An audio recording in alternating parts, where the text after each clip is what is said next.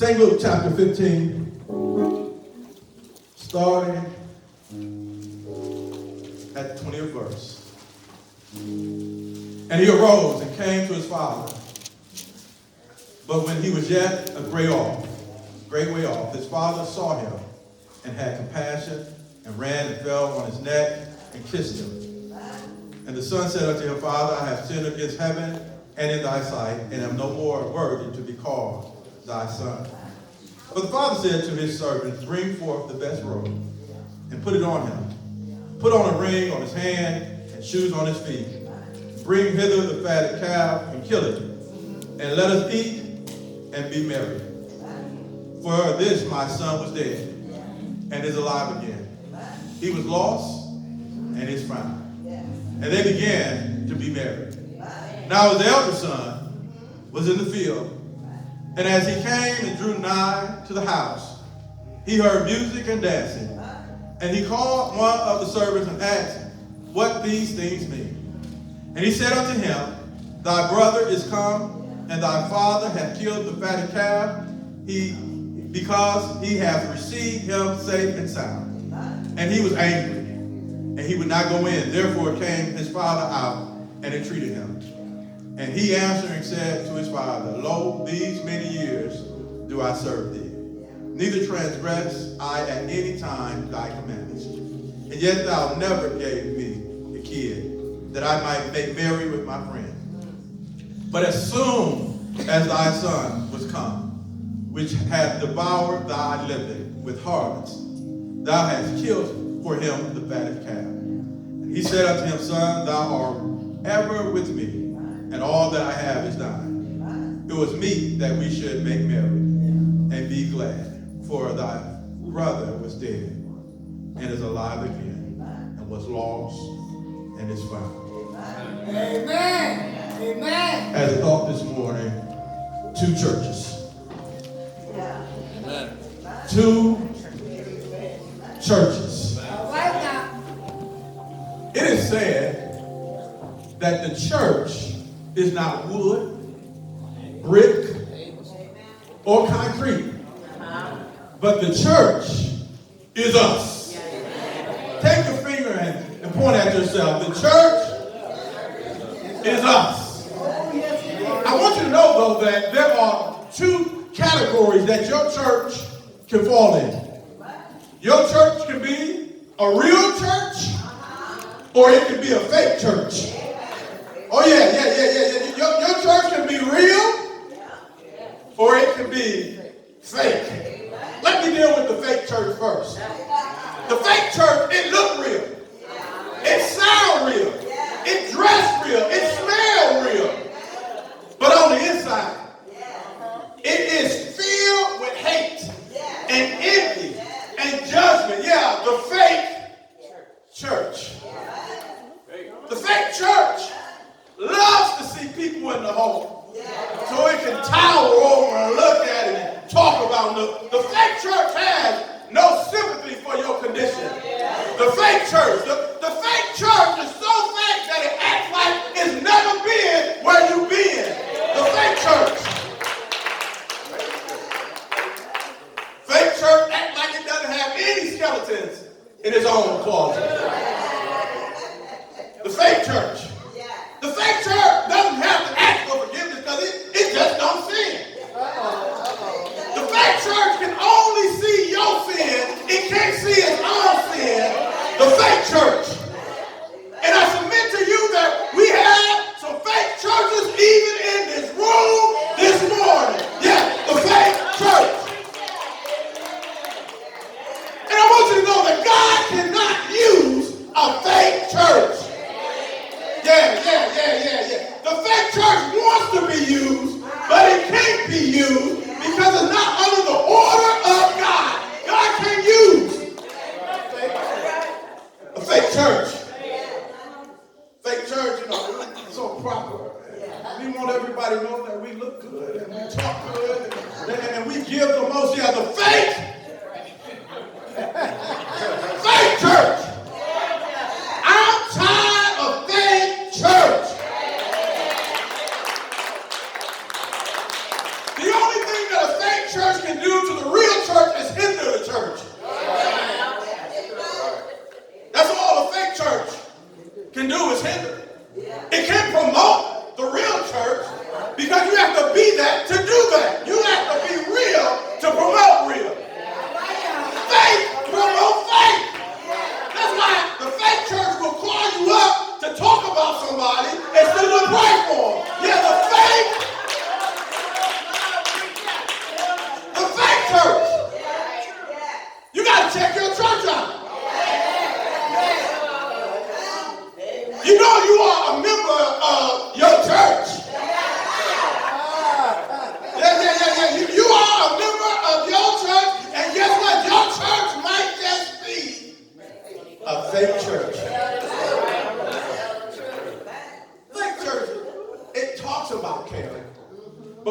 to show compassion. Fake church don't do that. Fake church doesn't join in and help. Amen. Fake church sits back and criticizes the people that are doing the work. The fake church. Fake church. It looks good, but it shows no compassion. It struggles with forgiveness. The fake church struggles with forgiveness. Forgiveness should come naturally to the real church. Fake church, we want everybody else to get right, but we don't see the need for us. Watch out now. Watch out. For us to get right. And I don't care, guess what? If you read your Bible every day, but if that's the only thing you're doing is reading, if you're not applying it to you, not looking to apply it to others, you may be in a fake church. Yeah. Now we understand the story of this young man. We readily gravitate to the opening part of the story because if we're real, we all can relate. Amen. We all have done something that we were not supposed to do. We all have gone someplace, whether physically or mentally, right? Because what Jesus said, when you did it in your mind, you already done it. So either physically or mentally, we've already gone places we weren't supposed to be. And then there comes a time, if you're in a real church, that you own up to. Real churches own up to their issues, to their mistakes. A real church, but a fake church has never did anything wrong. Let the fake church tell it they are the standard. The fake church. But this young man, he came to himself. And he acknowledged that he sinned. And every real church has to acknowledge that it has sinned. And it wasn't a white lie. It was just a lie. You didn't just steal a little bit, you stole. You didn't just cheat a little bit, you cheated. Until you can own all of it, you will remain a fake church. This young man, he decided I'm going to own all of it. I dishonored my daddy. Yeah. Come on, y'all. Come on. Y'all know how. Sometimes we get older, we want to pretend like everything our daddy and mama told us, we did it when we left the house. And if you still doing that, you still living in a fake church. All right. There were some times when we agreed in their face, but as soon as they turned their back, we was at it. And we had to come back just like that young man. The funny thing about life is this. We all believe at any age that we won't get caught. Oh, I ain't going to get caught. I know how to do this. You not know they keep building prisons because people are going to get caught. People are still trying to figure out how not to get caught. I found out how not to get caught. Don't do it. If you don't want to get caught, don't do it. This young man, he realized that he had to go back to church. And he wanted to go back to a real church, so he went back to his dad. Yeah, because his brother wasn't a real church. You know why some people don't come to you? You know why some people don't share their business with you? You wonder why why you always getting information second and third and fourth hand? You know why? You may not be a real church. I know you want to blame it on everybody, or they don't come to me because they know that I'm going to tell them the truth. No, they know you won't spread their business. That's why they don't come to you. They know as soon as they hang up with you, you are calling somebody else, and by the time they get to church on Sunday morning, it's going to be all over the church. That's why they don't call you. That's why. That's why they don't share stuff with you. Because they know what type of church you got. And only a fool, amen, will share their information with a newscaster. Because it's a newscaster's job to report the news. This young man, he said, Daddy, I messed up. You were right. I was wrong. See, that's how you can tell whether or not you move into a real church, is when you can admit that you were wrong and somebody else was right. Amen. If you're always right, you're probably living in a faith. If it always got to be your way or no way at all, you may be living in a fake church. I want you to know that nobody in their right mind will join a fake. In their right mind, they won't join us. And if some people join fake churches and find out later, amen, and then they try to move their membership, amen, and amen. But when you know what you know, when life has been hard on you, and you know, you begin to learn you can't share everything with everybody. Amen. This young man, he went to his dad, who was a real church. But the fact of the matter is, his father was, point number one, his father was already looking for him.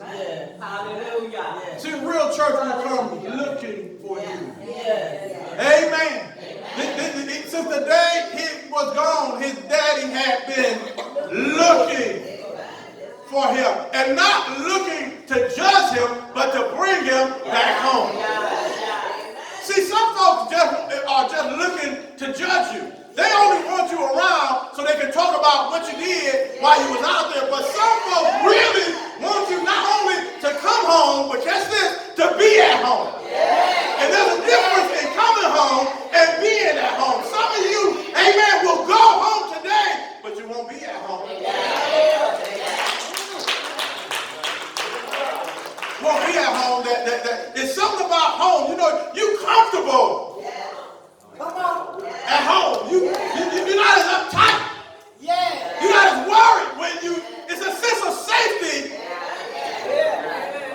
when you're at home.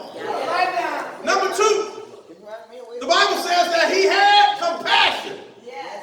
And if there's one thing that the church needs, a real church needs, it is compassion.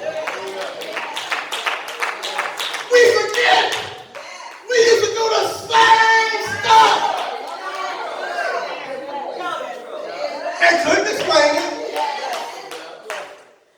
The church needs compassion. You know, one of the worst people you can hang around is a person without compassion. And you want me to tell you how you spot them? They always judging somebody. A person without compassion is always talking about somebody else. Oh, they could have did that better. They could, and they ain't doing nothing. Nobody will depend on them to do nothing. They say they coming, and people say, because they understand they're going to have to get it done whether they show up or not. And 9 times out of 10, they're not known for showing up.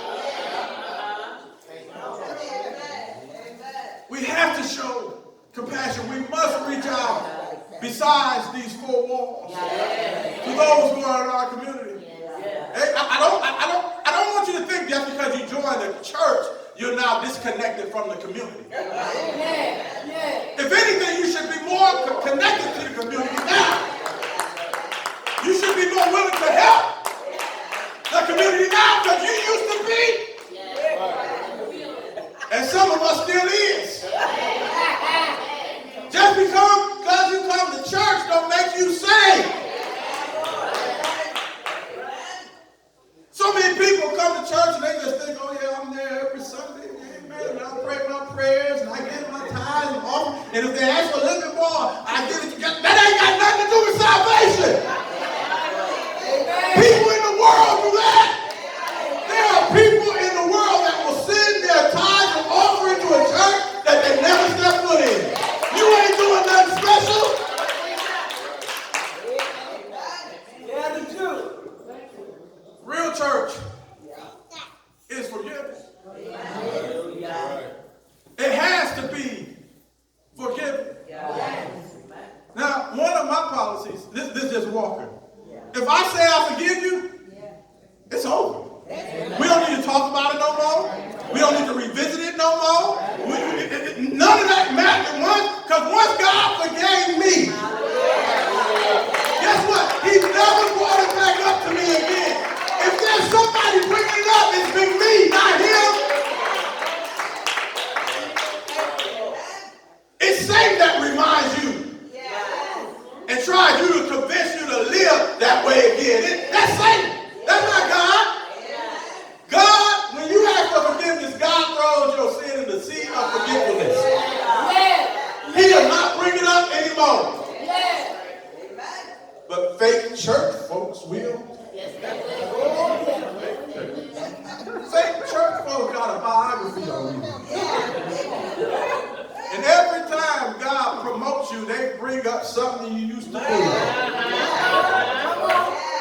That's what fake church folks do. Y'all know how some folks are. Y'all been around them. It may be you. You hear good news about somebody and you always, instead of being happy, you negative.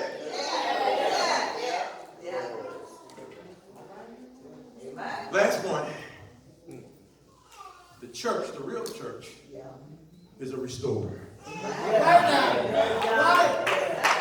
The real church restores. In other words, it puts you back in the place you were in before.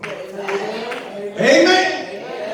How many know that's what God did for us? Amen. We were disconnected from Him, and He restored us. He connected us back together again.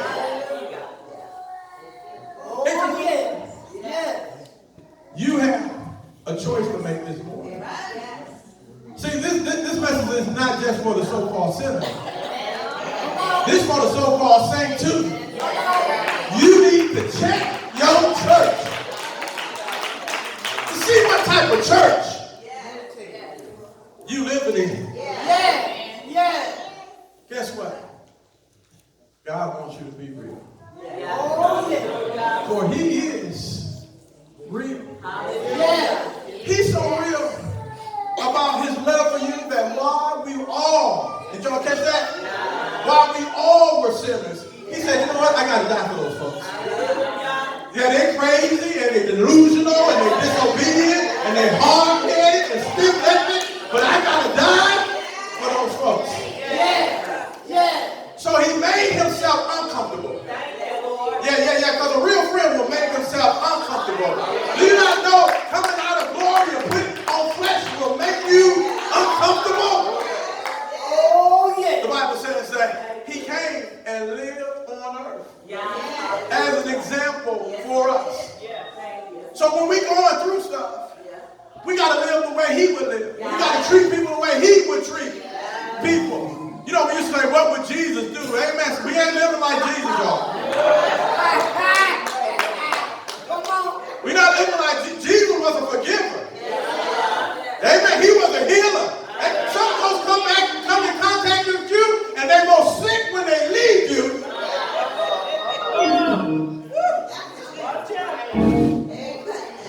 I'm trying to close this. Jesus, He came because He loved us. He loved us so much that despite our sins, He was willing to forgive our sins. He was willing to pay the ultimate price, amen, because without the shedding of blood, there is no remission of sin. So He gave up his blood freely. He died on the cross for our sins, that we all may have a right to eternal life. Come on. Guess what he did? He gave us the right to pick a church. He gave us a right to pick a church. Now there's only two churches you can pick. A fake church or a real church. He died for all churches. But all churches won't choose him. But get this. And this is the most important. If you do not accept him, if you do not accept the real church, in hell you will lift up your mouth. And when he comes back, he will not be coming for you. You don't want him to say